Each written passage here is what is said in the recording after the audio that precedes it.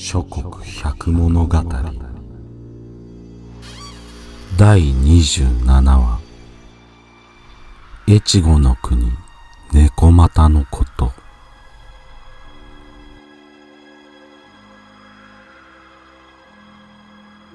越後の国新潟にある裕福な屋敷があった。ある時門のほとりに大層高貴な女が一人佇んで、奉公人として雇っていただけませんかと言って屋敷に入ってきた。屋敷の奥方がこれを聞いて、ちょうどよかった、娘の次女として来てちょうだいと言って召し抱えると、この女絵を描き花を生け、書や縫い物まで女の芸は何でもこなし、夫婦ともにいい人が来てくれたと喜んで情をかけて召し使っていた。ある日の夜、この女の部屋に火が灯っていたので、奥方がふと覗いてみると、自分の首を取って前にある鏡台の上に置き、お歯黒をつけ、化粧をして、その首をまた自分の体につけて、そ知らぬ顔をしている。奥方は恐ろしくなり、夜が明けると例の女を呼び出して、なんとなく言い繕い、糸間を出すと、女は顔色を変えて、いつまでもご奉公したいと思っておりましたのに、突然このように暇を出されるとは、何かご覧になりましたのでしょうかと言った。いやいや、そういうことではないが、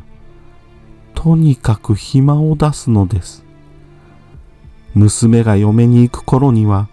また呼び寄せて召し抱えるから、と言えば、ああ、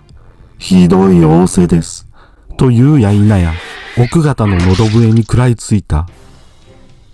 これを主人が聞きつけ、刀を抜いて切りつけた。そして、女が切られて弱っているところを引き倒し、また横切りにドッと切りつけると、あれほど美しかった女の姿がたちまちに年老いた猫に変わり果てた。それは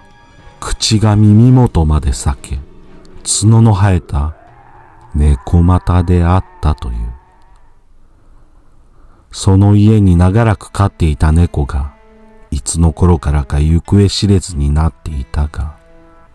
猫又になって帰ってきていたのだ。奥方はその後、5、60日ほども患ったということである。この話は、そろり物語の竜田姫のこととほぼ同じ話であるが、そろり物語では、例の女の正体は猫又ではなく、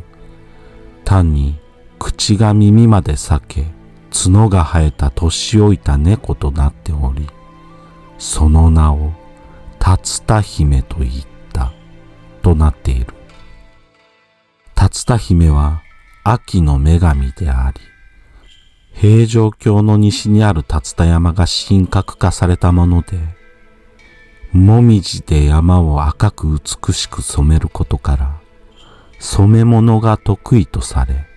裁縫の神としても信仰されている。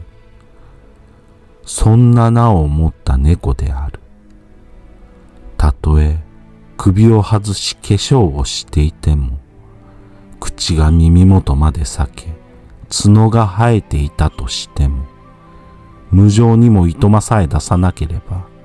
いつまでも心を込めて奉公したのではないか。あるいは長年飼われていた恩を返しに、年老いた猫が猫又となって戻ってきていたのではないかと思われてならない。